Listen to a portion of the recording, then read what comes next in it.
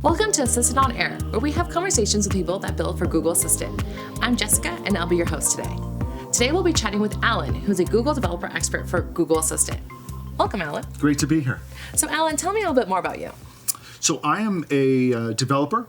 During my day job, I help my clients understand new technology, where they're going with it, best ways to use it, and what to do with it.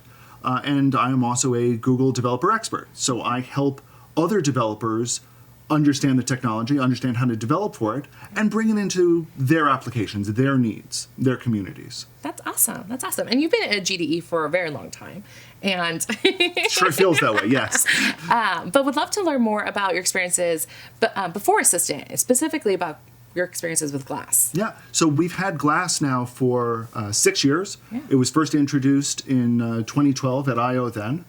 And in 2013, we, as developers, first got our hands on it and first really started experimenting and playing with the potential that a new form factor and a new integration mode could bring us.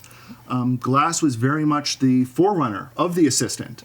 Many of the concepts that we have in the Assistant today, the invocation trigger phrase, for Glass it was, okay, Glass. We've seen how that's evolved.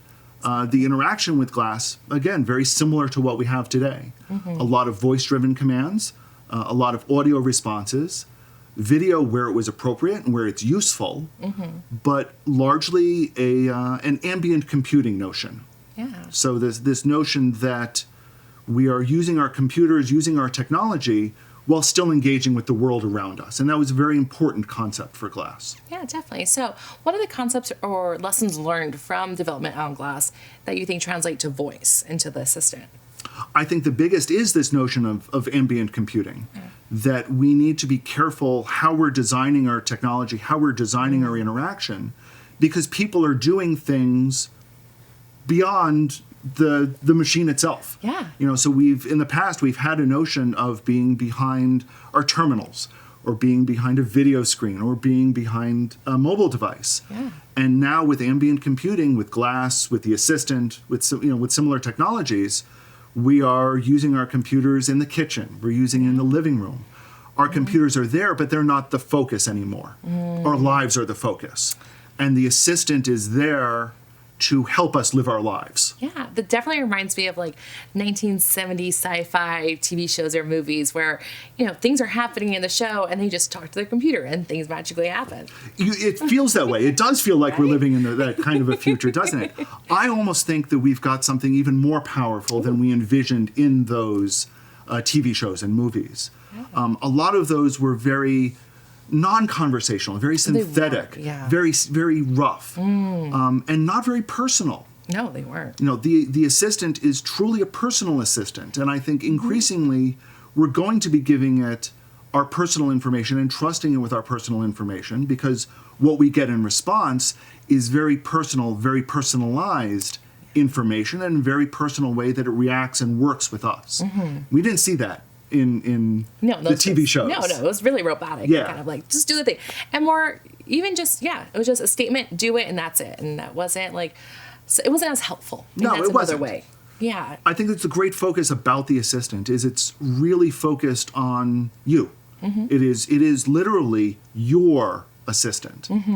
No, that's awesome. So, Allen, if we could look into the future and, we didn't have any constraints on technology or any of that, what do you think would be the cool thing, or what would you want it to see in the future when it comes to the way people interact with technology? I always like to think about how we, kind of the same as what I've said, how we are taking the notion of interacting with things on a very personal level.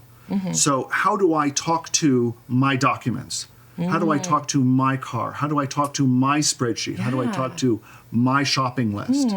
What does that feel like to say? What does it mean when I talk about talking to a document? What does that mean? What does it mean? I don't know.